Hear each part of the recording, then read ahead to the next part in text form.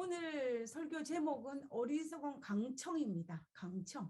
먼저 말씀을 보고 시작하도록 하겠습니다. 열왕기하 2장 16절에서 17절에 있는 말씀입니다.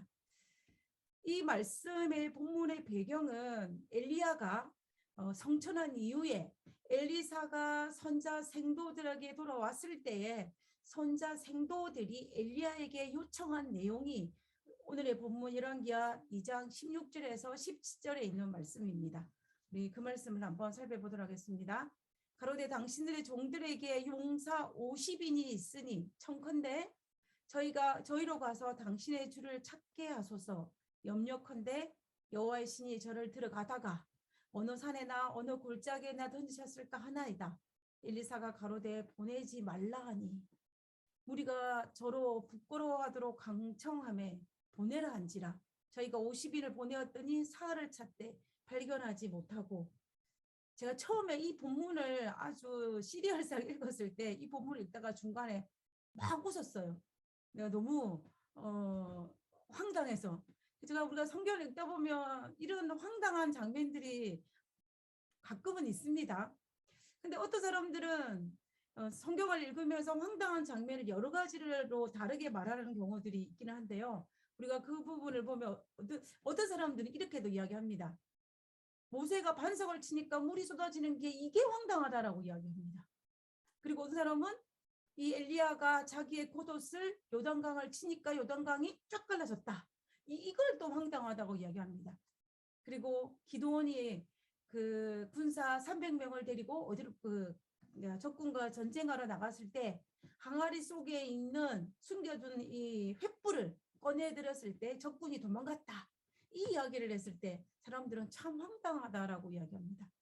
그리고 이스라엘 백성들이 여리고를 난공불락에서 여리고를 7번 도니까 무너졌다.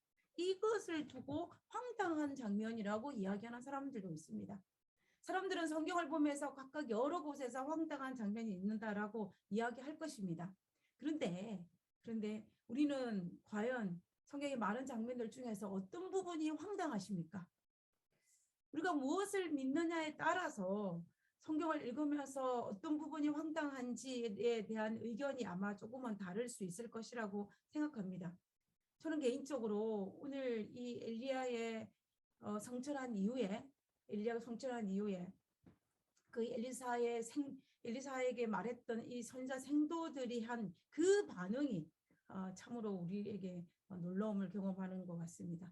그래서 저는 개인적으로 오늘 이 엘리사와 그리고 선자 생도들의 이 대화 속에서 정말 엘리야의 성천 이후에 엘리사의 믿음과 그리고 또 선자 생도들의 모습을 바라보면서 이 두 믿음이 어떻게 다른지, 그리고 그 믿음이 우리에게 어떤 그리스도인으로 살아야 할지를 우리가 이 시간 한번 살펴보았으면 하는 마음에 있어서 오늘 이 주제를 정했습니다.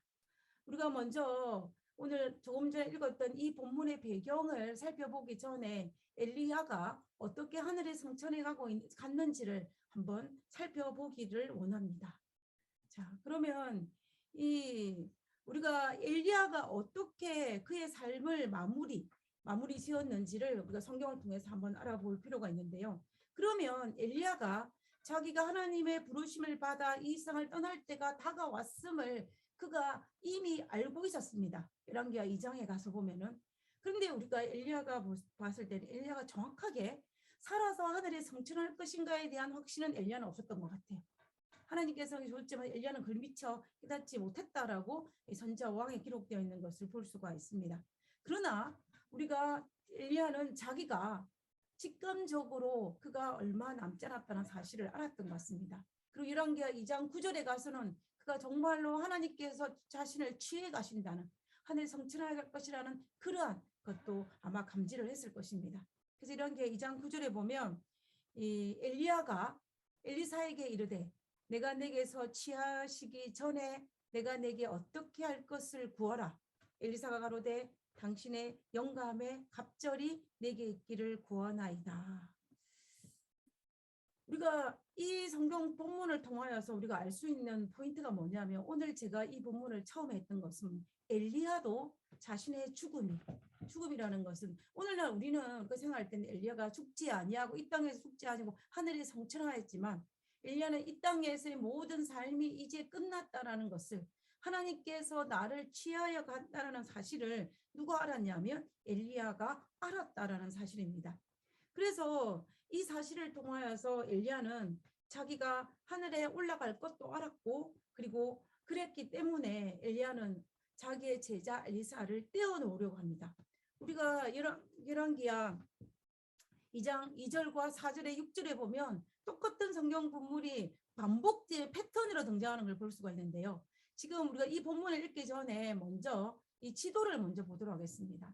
이 지도가 가리키는 것은 뭐냐면 이 엘리야가 하늘에 성천하기 전에 옮겨갔던 지명을 이름입니다. 처음에 길갈에 있을 때 엘리야는 그의 제자 엘리사와 함께 베델로 옮겨가고 베델에서 여리고에서 요단강을 건너서 이제 하늘에 성취하는 그 장면을 볼 수가 있는데요. 그래서 이 지도가 바로 그 지도인 것을 우리가 알 수가 있는 것입니다.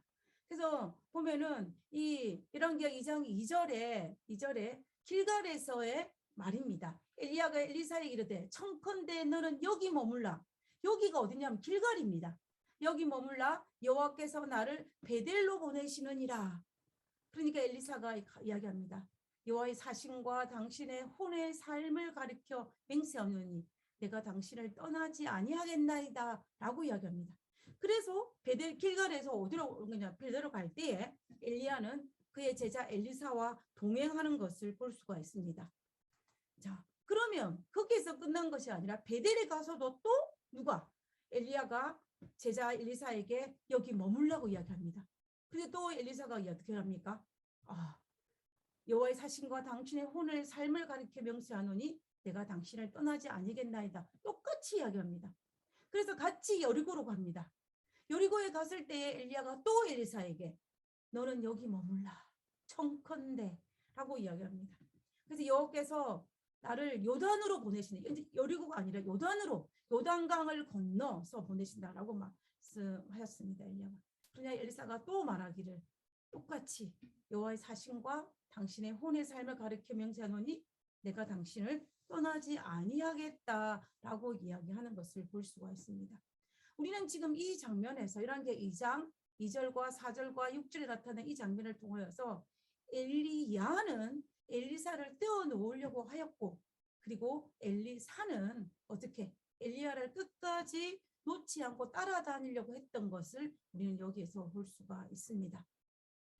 그래서 결국은 엘리야와 엘리사가 같이 요단을 건너서 요단을 건넜고 이제 요단을 건너올 때 우리가 알다시피 엘리야가 자기의 겉옷을 벗어 이 요단 강물을 침해 요단강물이 쫙 갈라져서 마른 땅을 밟고 이 요단강을 건너 요단강 동편에 옮겨갔던 것을 우리가 알 수가 있습니다.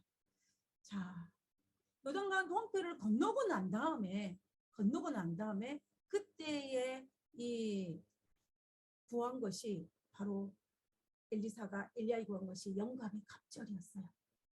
이제 그 모든 이 지역을 돌고 난 다음에 그가 구한 곳이 어디냐면은 요단강 동편에 두 종이 엘리야와 엘리사가 종이 이제 엘리야가 엘리사에게 이렇게 얘기하는 것입니다. 내가 내게서 하나님께서 치해 가시기 전에 내가 너에게 어떻게 할 것을 구하라.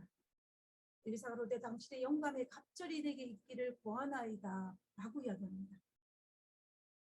그러니까는 엘리야가 대답하기를 가로되 내가 옳은 일을 구하였도다. 그러나 나를 내게서 취하시는 것을 내가 보면은 그 일이 내게 이르려니와 그렇지 아니하면 이루지 아니하리라 하고 라고 성경은 기록하고 있습니다.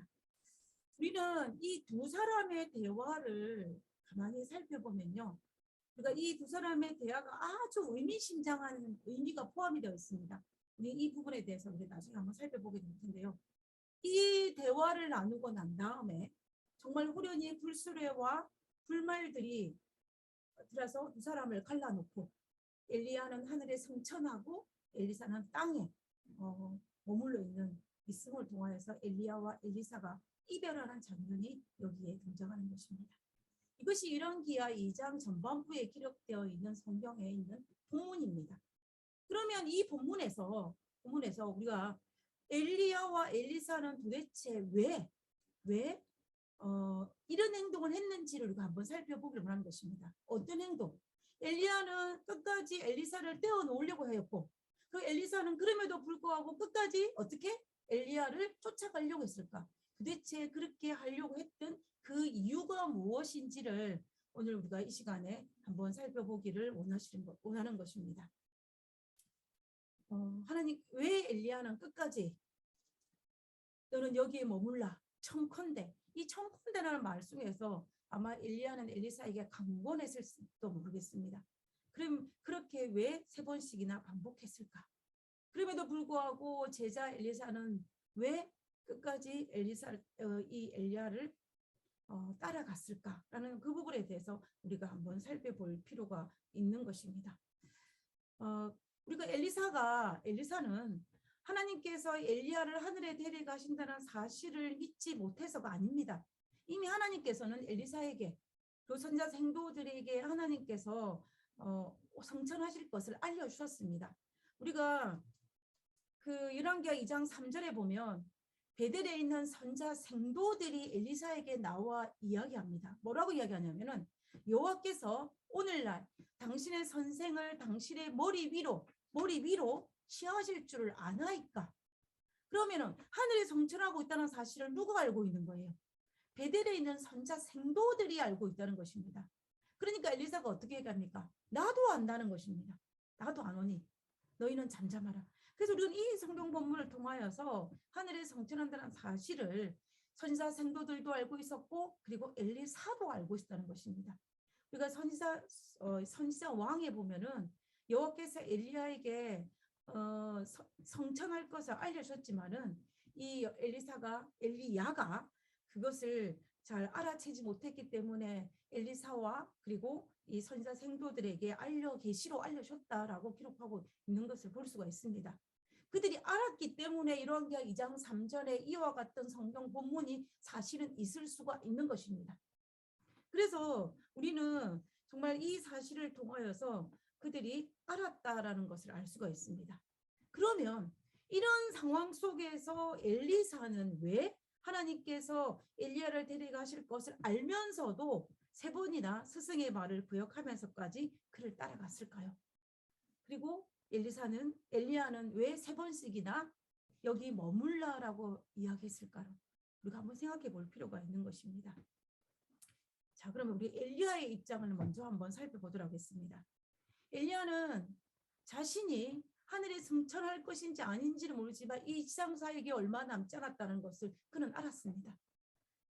근데 그에게 있는 고민은 뭐냐면 자신이 떠난 이후에 자신의 제자였던 엘리사가 선지자의 사명을 버리고 과거에 했던 일, 고향으로 돌아가서 쟁기질을 하지 않을까라는 그런 염려가 누구의 마음속에? 엘리야의 마음속에 있었던 것입니다. 그래서 엘리야는 자기의 사랑하는 제자 엘리사를 자신의 사명을 맡길 수 있는 그러한 사람인지 아닌지를 정말 시험하고 싶은 그 마음의 심중을 시험하고 싶은 마음이 그에게 있었습니다. 그래서 그것을 시험하기 위해서, 그의 충성심을 시험하기 위해서 그가 뭐라고 이야기했냐면 여기 머물라라고 이야기한 것입니다. 그래서 이 엘리사가 영감의 갑절을 구할 때 엘리야가 뭐라고 이야기했습니다. 내가 하늘에 올라가 보면 그때까지는, 그렇게 되면 영감의 갑절을 너에게 주겠다라고 하는 것을 우리가 볼 수가 있는 것입니다.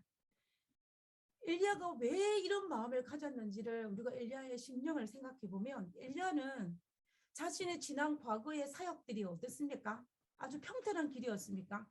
내 삶을 내 제자들이 살아도 아무 문제 없을 만큼, 내 자녀들이 나와 똑같은 삶을 살아도 괜찮을 만큼 엘리야의 사역이 괜찮은 사역이었습니까? 우리가 열왕기 상에 나타난 이 엘리야의 사역을 보면 그의 사역은 참으로 힘든 사역이었습니다. 이 왕이었던 아합과 그리고 왕비였던 이세벨로부터 죽음의 공포를 느꼈고 그 미움을 한 몸에 받았던 인물이 누구였냐면 바로 엘리야 자신이었습니다. 그리고 하늘에서 비가 내리지 않자 그 모든 책임을 이스라엘 백성들이 누구에게 돌렸습니까? 엘리야에게 돌렸습니다.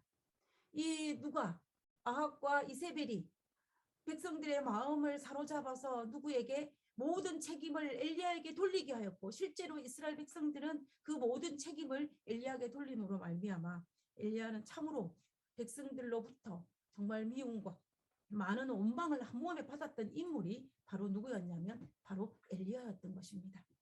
그리고 그래서 우리가 엘리야가 어떻게 합니까? 이 갈멜산 사건 이후에 하나님께 말하기를 하나님 조카원이 죽게 해달라고 간구하지 않습니까? 그만큼 엘리야의 사역은 참으로 힘든 사역이었습니다. 그렇게 힘들고 어려운 이 사역을 나의 제자 엘리사에게 물려줬을 때 과연 엘리사가 이것을 잘 감당할 수 있을까? 이것을 중간에 포기하고 자기 고향으로 돌아가 다시 옛날처럼 쟁기질을 하지 않을까라는 그런 염려가 그의 마음속에 있었던 것입니다.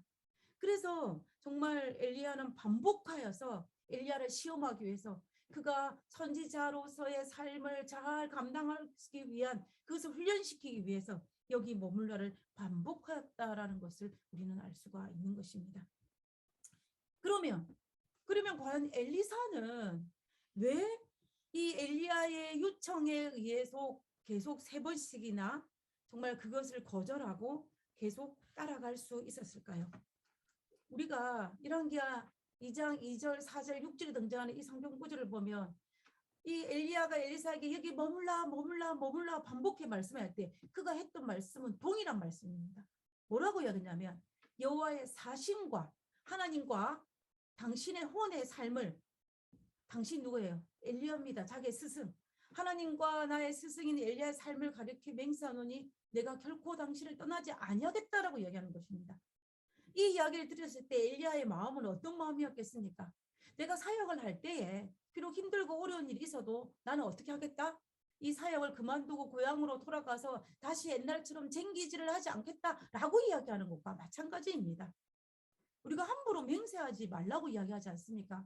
근데 엘리사는 정말 여호와의 사신과 당신, 나의 스승인 엘리야의 삶을 가리켜 맹세한다고 이야기하면서 내가 당신을 떠나지 않겠다. 결코 선지자 사역에서 도망치지 않겠다라고 반복하여 이야기하고 있는 것을 우리가 알 수가 있는 것입니다. 이것은 정말로 첫 번째는 이 말 속에 이 엘리사가 뭐 하기 전에 내가 절대로 과거로 돌아가서 쟁기질 하지 않겠다는, 정말 끝까지 선지자로서의 사명을 충성하겠다는 그 의지의 표현인 것을 알 수가 있습니다. 그래서 엘리사가 가로되 당신의 영감에 갑절을 내게 있기를 구하나이다 라고 구한 것입니다. 왜 이 말이, 제가 옛날에는 이 성경 본문을 보면서 어떻게 생각했냐면, 야, 엘리사가 참 영적인 사람이다. 자기가 보기에 자기의 스승인 엘리야가 참으로 성령에 충만한 사람인데 그것보다 더 갑절이라 되는 성령 충만을 받으면 얼마나 좋을까. 그래서 아마 엘리사가 그것을 구했을 것이라고 생각했습니다. 물론 이 엘리사의 마음속에 그런 마음도 있었을지는 모르겠습니다. 그러나 이 영감의 갑절이란 이 단어 속에는 엘리사의 그 말한 의도 속에 또 다른 의미가 하나 더 포함되어 있습니다. 그것은 뭐냐면 이스라엘 법에는 자식들이 부모가 유산을 자식에게 물려주지 않습니까? 그때 물려줄 때에 장자에게는 그 자식들에 나눠준 재산의 몇 배를 주냐면 갑절을 줍니다. 그러면 갑절을 준다는 의미는 뭐냐면 장자라는 의미입니다. 그러면 지금 이 엘리사가 자기의 스승인 엘리야에게 영감의 갑절을 요구한 것은 뭐냐면 엘리사가 그의 스승 엘리야에게 나를 영적인 후계자로 정말 엘리야의 사역을 계승할 선지자로 되게 해달라고 간구한 것입니다. 저는 이 엘리야가 그의 마음속에 혹시나 엘리사가 힘들어서 사역을 떠나지 않을까라는 그 두려움이 그의 마음속에 있었는데 엘리사가 당신의 영감의 갑절이나 내게 있기를 구하나이다라는 이 말을 들었을 때 그가 얼마나 감동을 받았을까요? 정말 이 엘리사는 나의 어떤 일이 있다 할지라도 자기 선자의 사명을 중간에 포기하지 아니하고 과거로 돌아가지 않겠구나라는 그런 위로감이 그게 있었을 것입니다. 우리는 이 말씀을 보면서 이 엘리사가 정말 끝까지 그 스승을 따라갔던 이유는 정말로 끝까지 선자의 사명을 충성하겠다라는 그 의지의 표현이었음을 우리는 알 수가 있는 것입니다. 그다음에 두 번째는 아마 또 엘리사는 자기 스승을 사랑하는 마음 때문에 따라갔을 거라고 저는 생각합니다. 저는 엘리사의 마음을 정말 조금은 알 것 같습니다. 저는 제가 존경하는 목사님이나 스승과 같은 목사님들이 이 자꾸만 연로해져 가는 모습을 볼 때만 전 굉장히 가슴이 아픕니다. 여러분도 잘 아시는 이 나파교회 전임 목사님이시기도 하셨던 이 신교훈 목사님이 투병 생활을 하시다가 정말 잠드시기 몇 개월 전에 신교훈 목사님의 어머님이 돌아가셨어요. 그때 신교훈 어머님이 계셨던 곳이 어느 곳이냐면 캐나다 밴쿠버 교회였습니다. 그때 저희들이 캐나다 밴쿠버 교회에서 청년 목회를 하고 있었는데요.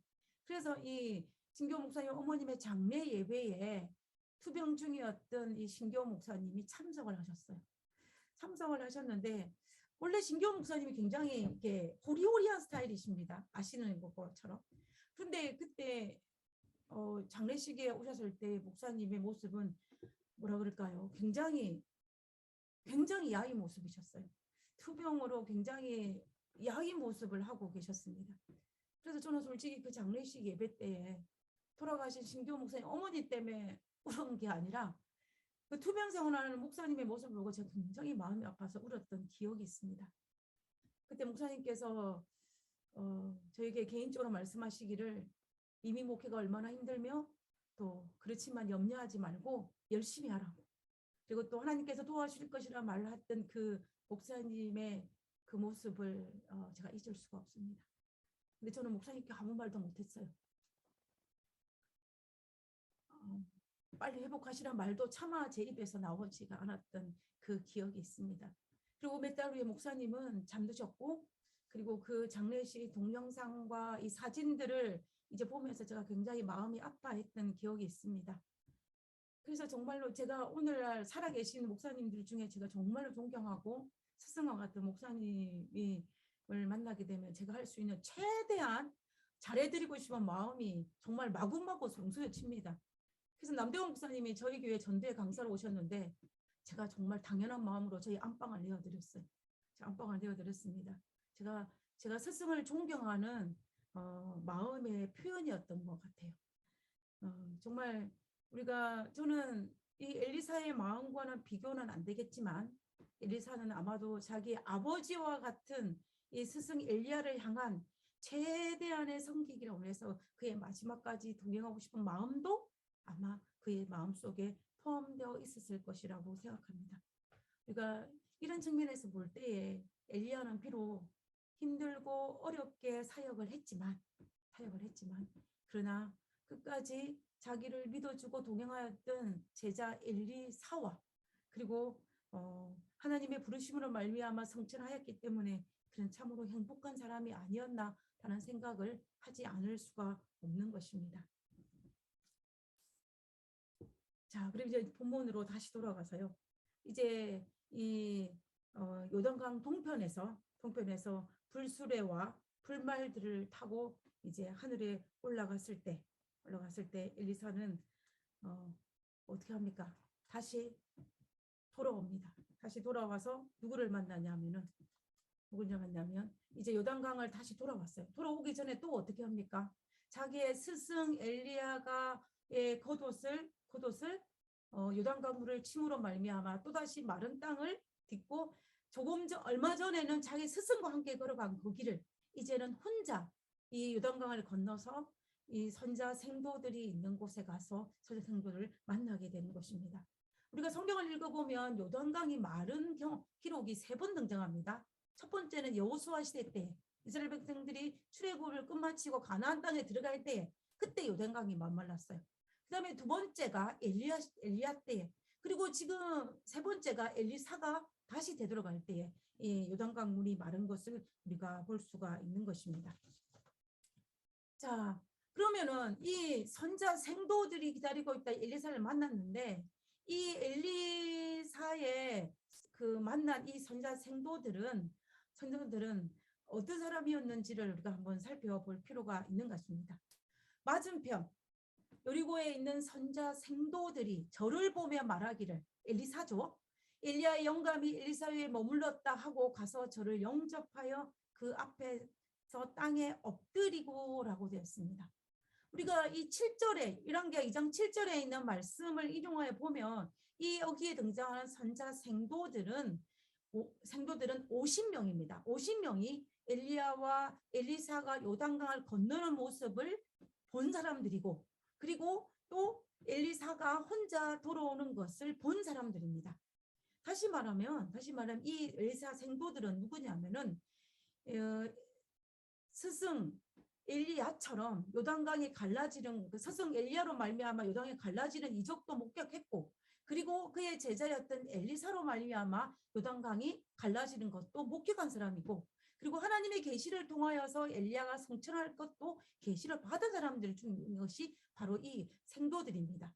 근데 그 생도들이 엘리사를 보고 이제 그 발 앞에 엎드리고 난 다음에 그가 뭐라고 요청을 하냐면요. 16절입니다.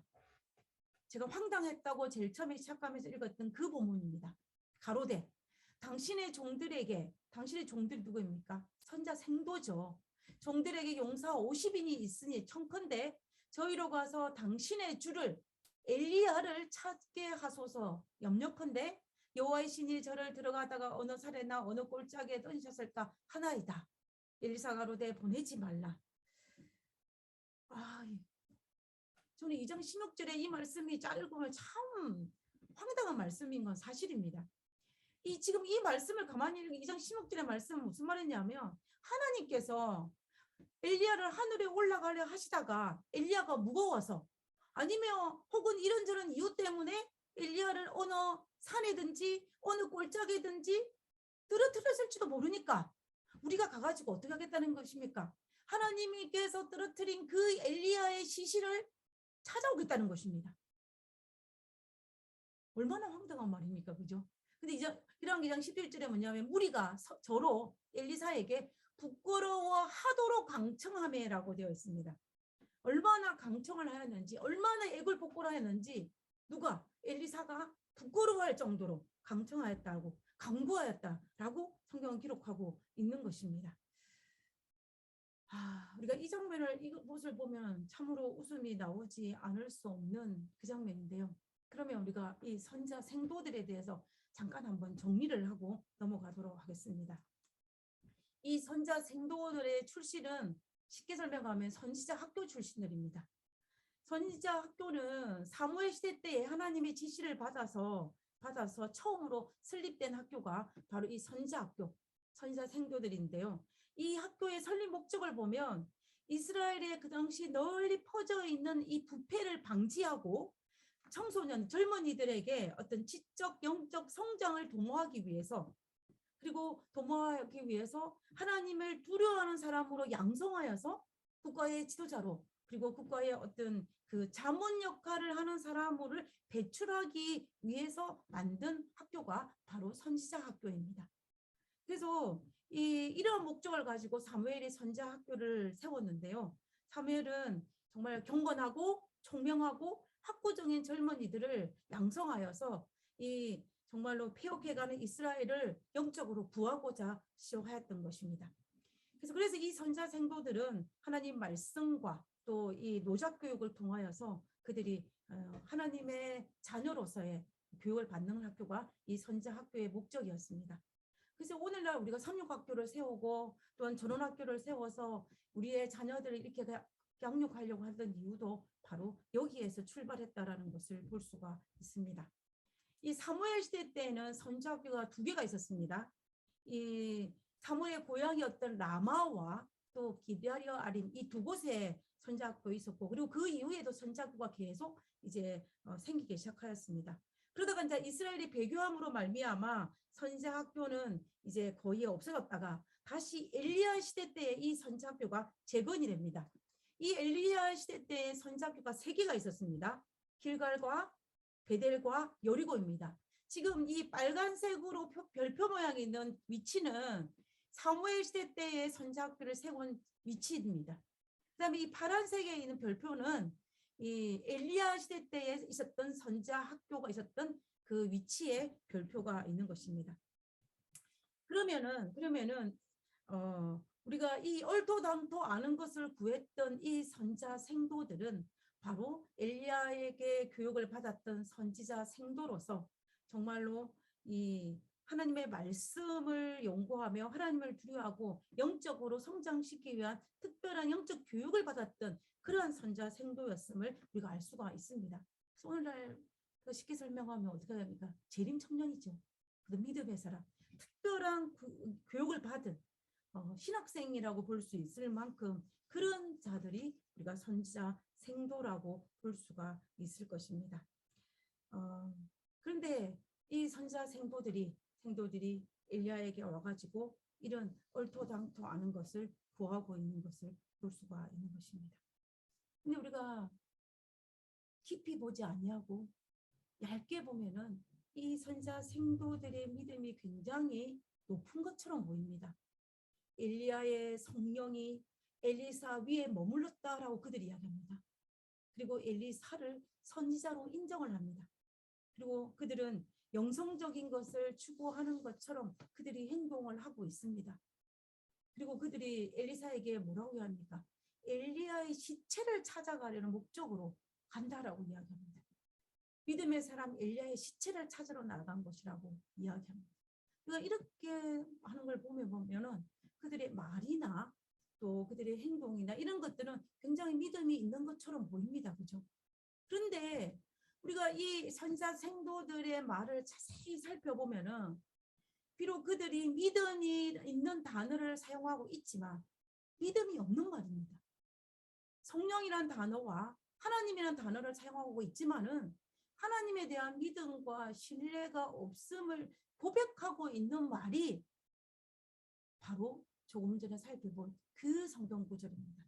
하나님께서 올라가시다가 어떻게 어느 산에나 골짜기에나 던졌을까 하나이다 라고 하면서 엘리야의 시체를 찾아가겠다라고 이야기하는 그들의 모습은 믿음과 하나님에 대한 믿음과 하나님에 대한 신뢰가 없음을 단적으로 고백하는 것을 볼 수가 있는 것입니다. 왜냐하면 우리 하나님께서는 선지자 생도 눈으로 보기에도 요단강을 가르신 하나님이었습니다. 엘리야가 요단강을 가른 게 아니에요. 하나님께서 허락하신 능력으로 말미암아 가른 것입니다. 그리고 이스라엘의 병고와 마병이신 하나님이셨습니다. 엘리야를 하늘로 데려가시는 힘을 가지고 계신 분이 바로 하나님이셨습니다. 그런데 그 하나님이 힘이 없어서 하늘에 엘리야를 데리고 올라가시다가 힘이 딸려서 시체를 어느 골짜기나 산에 뜨렸다 라는 이 말이 안 되지 않습니까?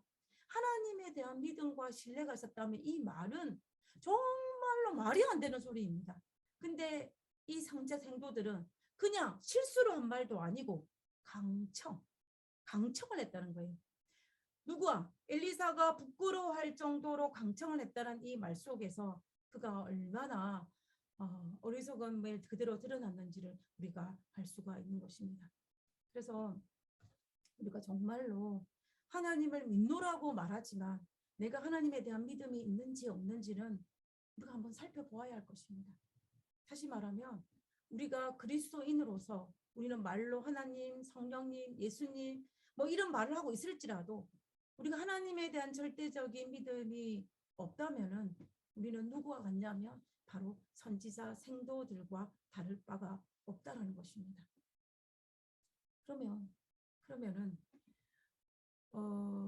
그러면은 이 엘리사는 정말 거듭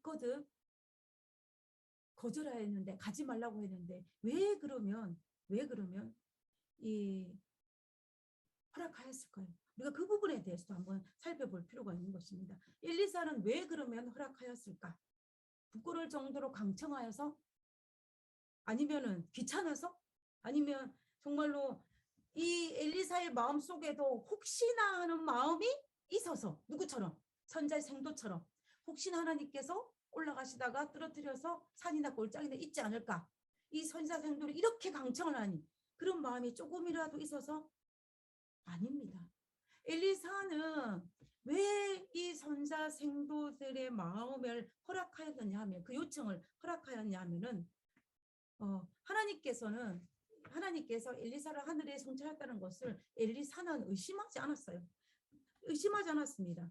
그러나 이 엘리사가 말을 했음에도 불구하고 믿지 못하는 이 선자 생도들이 깨닫게 하는 것이 필요했어요. 그래서 비록 그들이 스스로 고생을 하고 시행착오를 하더라도 스스로 체득할 수 있는 그걸 이해할 수 있는 기회를 주기 위해서 허락한 것입니다. 그래서 정말 엘리야의 시체를 찾는 것이 어리석은 일인 줄 알았지만 엘리야의 시체 찾는 것이 엘리사는 알았지만은 그런 허락한 것입니다. 그래서 결국 어떻게 됐습니까? 성경에서 보면은 3일 동안 이 선지자 생도 50명이 요단강 동편으로 넘어가가지고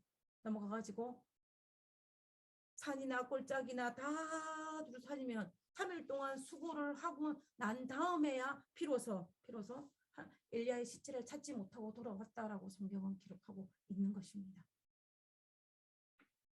우리는 여기서 중요한 두 사람의 신앙을 살펴볼 수가 있습니다. 첫 번째는 이 엘리사의 믿음과 그다음에 두 번째는 선지자 생도의 믿음입니다.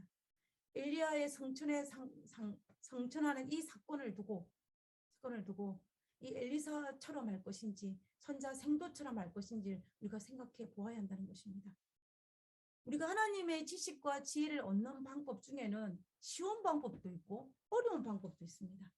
엘리사처럼 믿고 순종하면 쉽게 얻을 수 있습니다. 그러나 선지자 생도처럼 믿지 못하기 때문에 꼭 경험해 보아야 그것을 믿고 얻는 사람도 있습니다. 이렇게 이 사람은 어떤 방법이요? 쉬운 방법을 버리고 어려운 방법을 시작한 사람입니다. 엘리사는 쉬운 방법을 선택했고 이 선지자 생도는 어려운 방법을 선택한 것입니다. 그래서 엘리사 생도들은 믿지 못했기 때문에 의심하였기 때문에 혹독한 대가를 지불해야만 했습니다. 정말 이 선지자 생도들은 꼭 집어 먹어보아야만 아는 그러한 믿음을 가진 사람인 것입니다.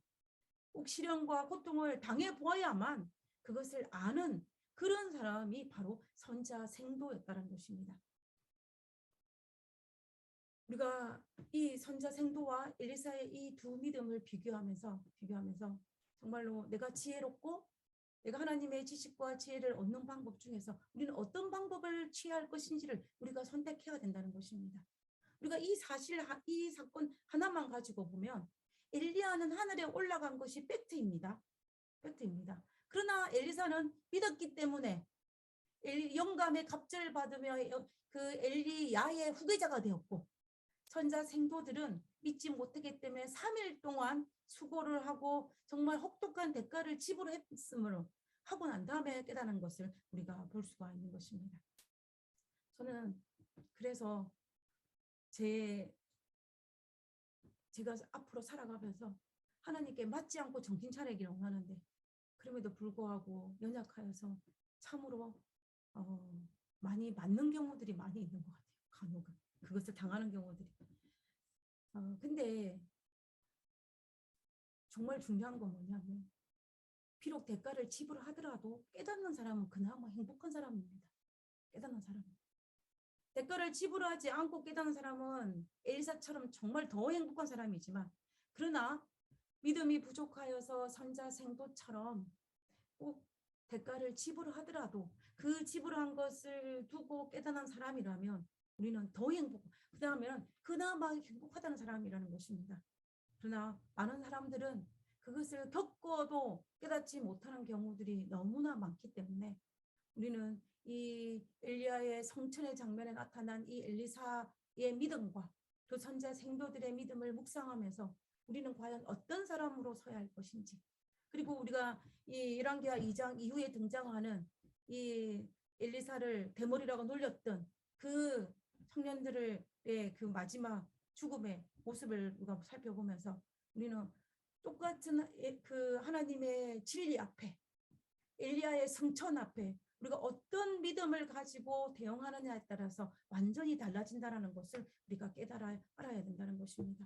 우리가 엘리사처럼 믿고 순종하면 너무 좋겠지만, 그러나 그렇지 못하여 선자 생도들처럼 의심이 들더라도 정말 대가를 지불하더라도 정말 하나님을 믿는 그러한 저희들이 되었으면 좋겠습니다. 우리 모두 하나님께서 우리에게 알게 하기를 원하시는 하나님에 대한 지식과 하나님에 대한 지혜와 하나님에 대한 믿음과 그리스도의 삶을 살아가는 그리스도의 삶, 또 이 모든 것들, 그리스도인으로 살아가는 이 모든 것들을 순종하며 살아갈 수 있는 그런 우리 모두가 되기를 간절히 바라면서 오늘 말씀을 마치도록 하겠습니다. 찬미 부르고 기도하고 마치도록 하겠습니다.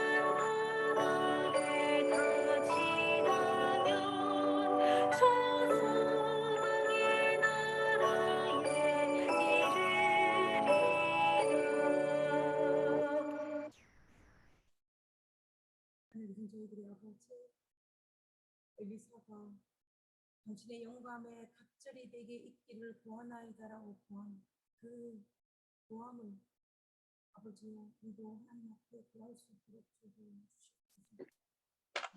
우리가 엘리사처럼 믿고 순종하고 하나님께서 이렇게 사명을 끝까지 감당하는 그러한 사람으로 살 수 있도록 주시옵소서.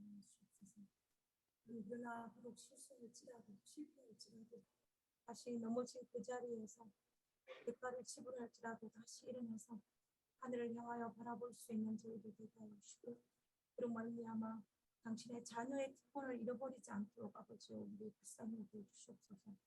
오늘 이 시간 우리와 함께 하심을 감사합니다. 어리석은 우리 모두에게 우리 성령이 임하여 주시고 안식의 화평과 또 하나님께서 안식을 통하여 치유와 회복을 경험하게 하시는 놀라운 역사가 일어날 수 있도록 아버지 도와주시옵소서. 아빠께 속해 있는 모든 믿음의 식구들에게 은혜를 베풀어 주시고 그 가정에 축복하여 주셔서 하나님께 큰 복된 재림 가정이 될 수 있도록 축복하여 주시기를 거룩하신 예수님의 이름으로 기도드렸습니다. 감사합니다. 우리 부목사님, 저희들의 신앙의 삶을 다시 한번 생각하게 하는 귀한 말씀 주셔서 참으로 감사드립니다. 여러분 안녕하십니까? 우리 시간이 되었으므로 예배 시작하겠습니다. 여러분들 다들 주님의 은혜 가운데 건강하시죠? 5월도 보니까 어느덧 이제 또 중반으로 향하고 있는 것 같아요. 한 주일 동안 교회를 못 나갔더니 여러분들 참으로 뵙고 싶고 제가 지난 금요일 날 사실 몸이 안 좋아서 이 코비드 아주 전조 증상이 아주 많이 있더라고요. 그래서 이게 몸이 어떤 일인가 하고 집에 있는 진단 키트로 잠깐 검사를 해봤더니 보니까 이 코비드 양성 반응이 바로 나오더라고요. 그래서 지난 한 4, 5일 동안 아주 고생을 조금은 했습니다. 여러분들 하여튼 간에 이 코비드에 걸리지 않도록 저도 코비드에 안 걸리고 어떻게 좀 잘 넘어갔으면 했는데 코비드에 걸리고 말았습니다. 그러니까 저희 동생 가정도 보니까 다들 이 코비드 때문에 지금 다 코비드에 걸려서 고생을 하고 있는데 이 코비드가 보니까 끝난 게 아닙니다. 지금 현재 진행이니까 여러분들 좀 방역 수칙을 잘 지켜서 끝까지 여러분들 코비드에 걸리지 않았으면 좋겠습니다. 우리 다 같이 묵상하심으로 예배 시작하겠습니다.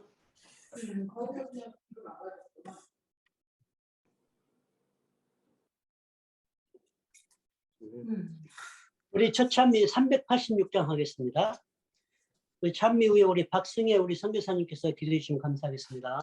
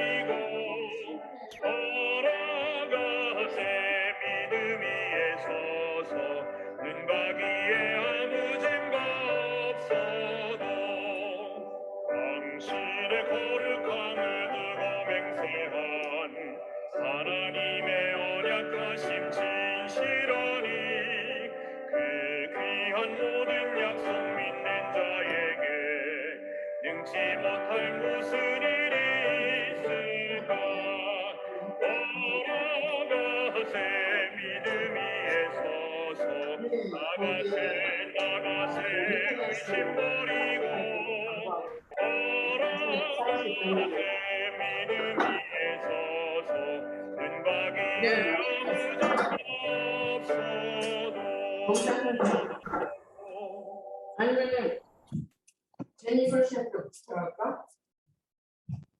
제니퍼 씨.